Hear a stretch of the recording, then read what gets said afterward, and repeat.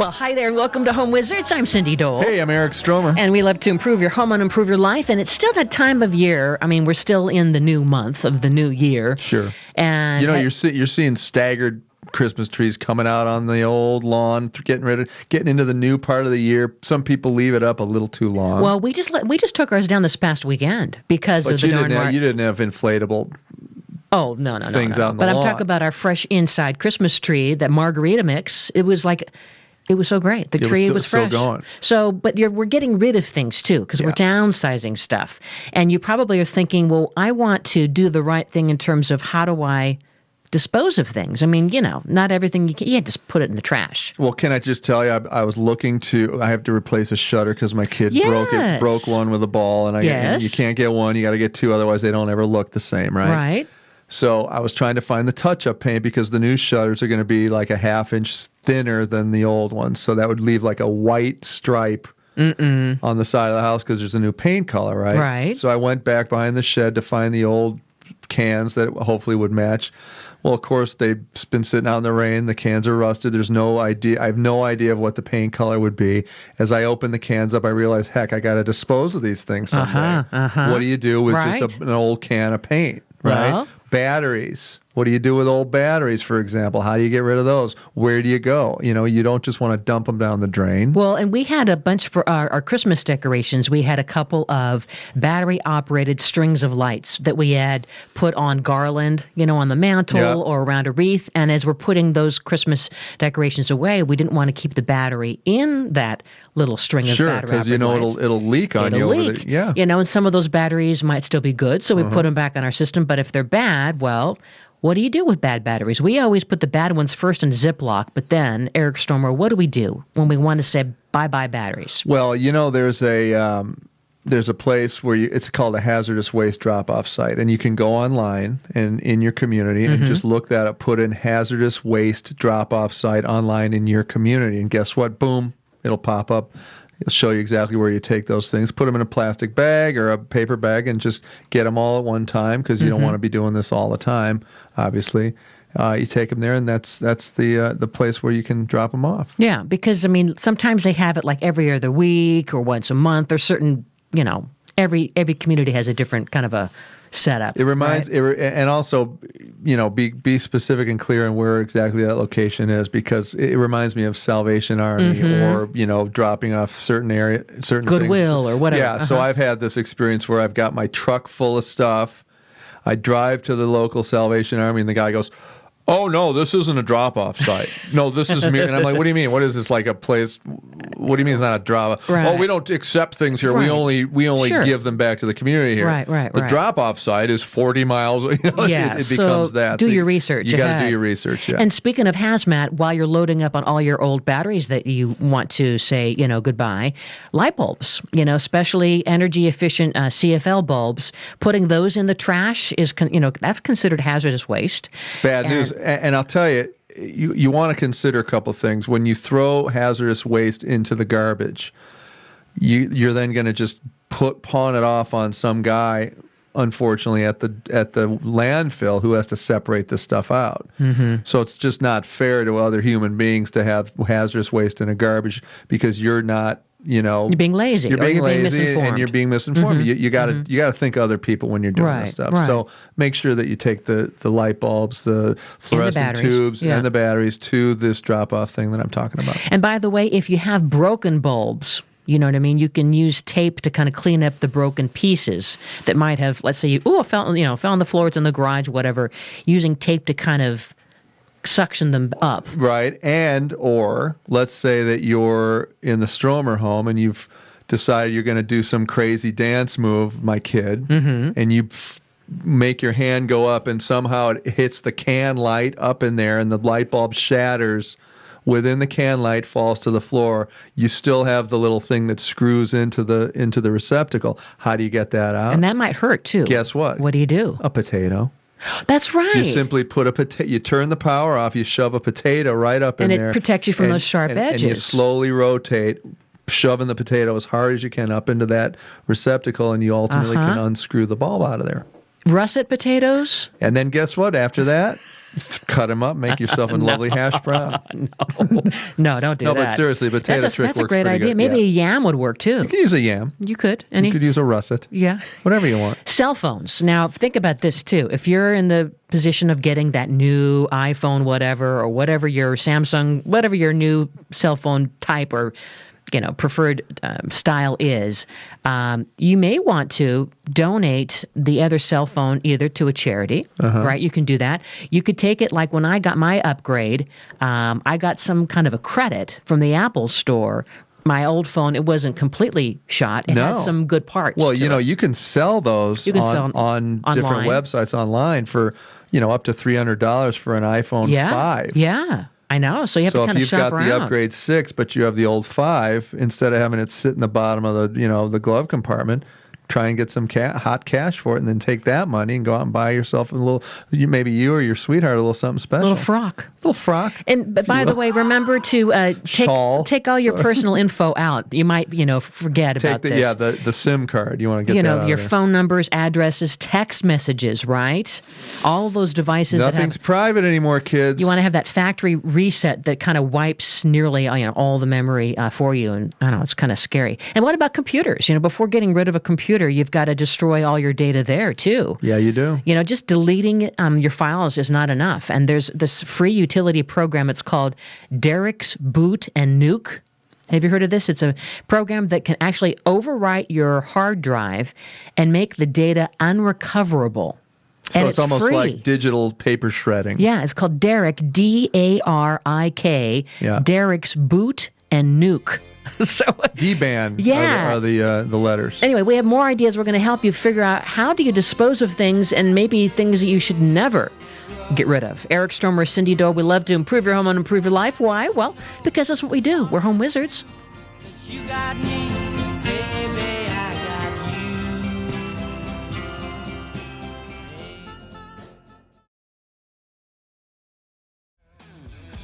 And welcome back. You're listening to Home Wizards. I'm Cindy Dole. I'm Eric Stromer. And we're talking about ways to get rid of things, because it's the new year still, and you probably are organizing or on a kick to think, okay, I've got my New Year's resolutions, my house, my apartment, I want it to be cleaner and neater and fresher and all those things. But now that you've made those choices, well, where do you put the stuff that's going to go bye-bye? How do you get rid of it? Yeah, so right? We've already covered batteries. We've covered computers. And light bulbs.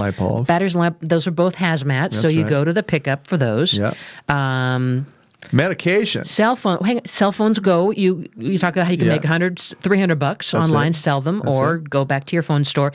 Computers, make sure you get this thing called Derek's Boot and Nuke that can overwrite your hard drive for free before you get rid of it. And that, too, is an electronics recycling center. That also is. That's exactly right. Then you were going to say, what was the next thing? Medications. Now, think about it. You have expired medications or vitamins. Yeah. You can't just throw them down the toilet, because otherwise, guess what happens? You get the phenomena like in Manhattan or the other urban centers. Yeah. Everybody's on antidepressants. Mm-hmm. And the whole community becomes very gentle. And friendly, because they're inadvertently drugged by all these medications that go down the toilet. But seriously, in all seriousness, a lot of the purification systems in water can't purify some of the antidepressants and other drugs that are so largely a part of our drug chain, right? Especially like cholesterol medications and stuff. Oh, I know. If you don't need to take those are bad news, man. They affect the liver. Yeah. So you want to not throw the stuff down the toilet. You want to go ahead and put them in a plastic bag. It's like a Ziploc kind of a thing? That's exactly right. And you can throw some kitty litter or coffee grounds in there along with them to make it less appealing for pets and kids, because you don't want them getting in there. Sure. And then go ahead and throw them out. Now you can put it in the regular trash, or I also hear that drugstores sometimes have their own disposal events that are, in the community. I think that's just drug-crazed pharmacists that are trying to get a little hopped up. Oh, okay. No, but you can do that. Well, I think it's, they probably want you to buy, while you're here, come on in and buy some, shampoo. Have you noticed when you go to get toiletries, I spend $200 on toiletries and I don't have any meat. Whereas you go to the grocery store, you know what I mean? It's way more expensive to go to the CVS's of the world. And by the way, some of these drugs, like the unfortunately are being over-medicated to our kids, like Adderall and all that kind of stuff. My kid says that they're selling those $30 a pill Oh, on geez. the black market. Oh, my $30 gosh. to stay hopped up.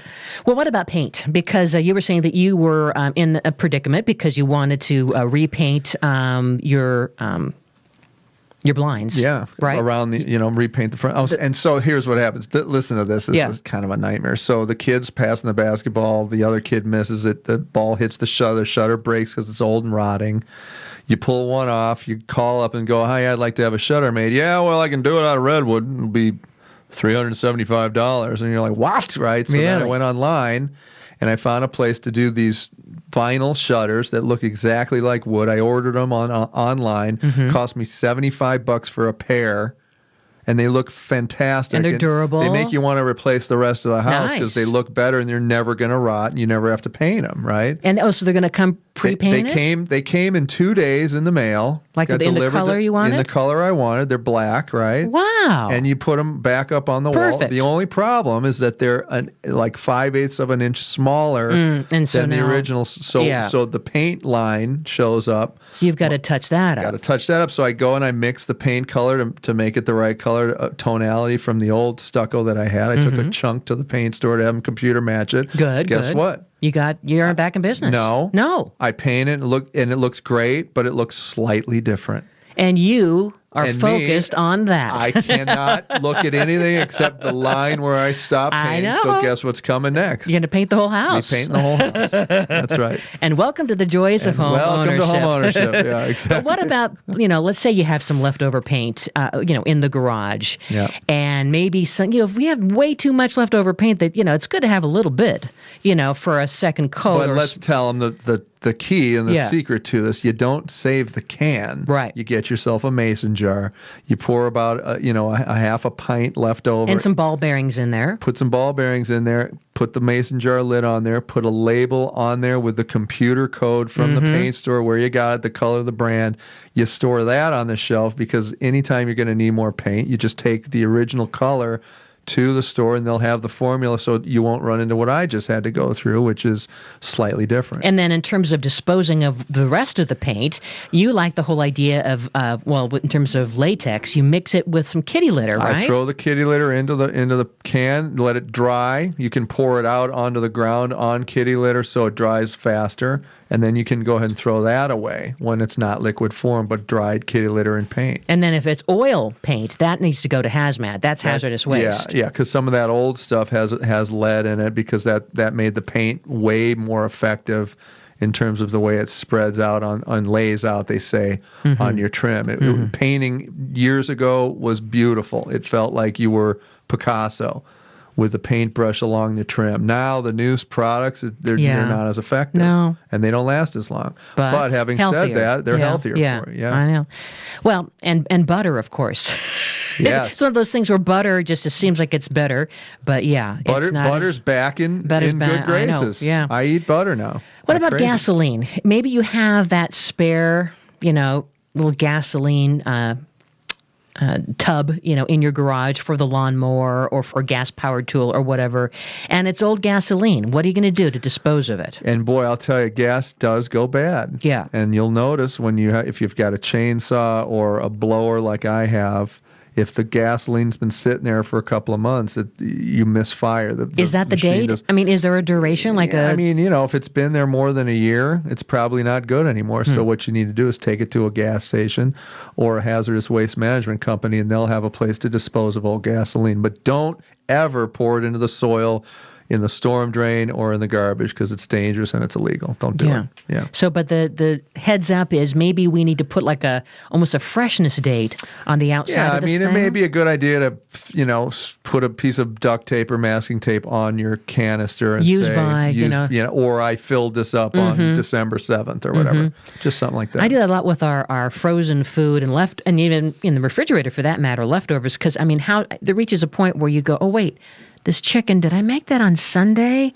So let's see, Monday, Tuesday, Wednesday, and you forget the freshness and the duration of these things. This species, or that feeling of this species doesn't even exist on the planet anymore. I Right. can't eat this.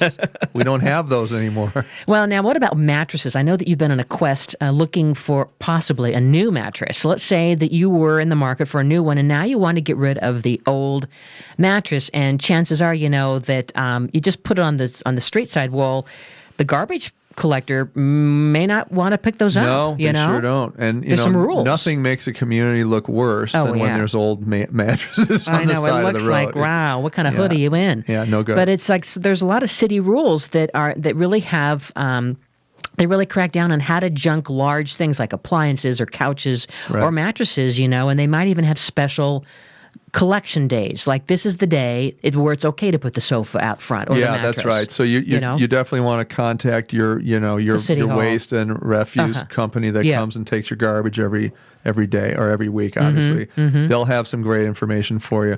Also, if you buy a new mattress, generally the mattress delivery service will take the old one away and That's they'll good. dispose of it for That's you. nice. So look For a into fee, that. maybe, huh? Yeah. They probably. Then the other thing too is if you're throwing out a mattress or two that are in your garage that are no longer working for you, and you're actually paring down some of the belongings in your home, sometimes it pays to just get a large dumpster because those are maybe $300. They'll sit there as long as you want. It could be there for months at a time. They're not going to charge you more. And you can have a great opportunity at that point to throw large items in the dumpster. And the garbage company that takes the dumpster away will not only take it away for just the $300 that you paid, but you get to pare through all the old stuff that you no longer want. It makes for a great way to really kind of do some spring cleaning. And now that goes to some landfill. They take that to a landfill and somewhere. the rats are loving They these have mattresses. the most comfortable sleep you can imagine. Between Their that, neck's a little yeah, stiff, a little stiff. Yeah, a little U in the center of the mattress. What about antifreeze for those of us who might have that sitting around in our garage? And it's definitely not good for animals or kids. And how do you know when and where to get rid of it? That's it. Well, another for antifreeze, obviously you can use the old kitty litter solution Yeah. or newspaper, Okay. and then trash it. You just want to have it go from being liquid to dry. And so once it's dry, you can then go ahead and throw it in the trash. Okay. But don't ever dump it down the drain. That's bad news because, a lot of the stuff either goes into a septic system or it goes into, water supply or groundwater. So make sure that you do this effectively and the right way. Okay. All right. Well, there's also a bunch of things that you should never get rid of, and we'll continue our discussion to help you get ready for 2015 as we downsize our stuff, get rid of a bunch of things, but then maybe we hold on to those certain gems because it just might have that reusable purpose in our life, Yep. Eric Stormer, Cindy Dole, thanks for hanging out with us. This is Home Wizards, where we love to improve your home and improve your life.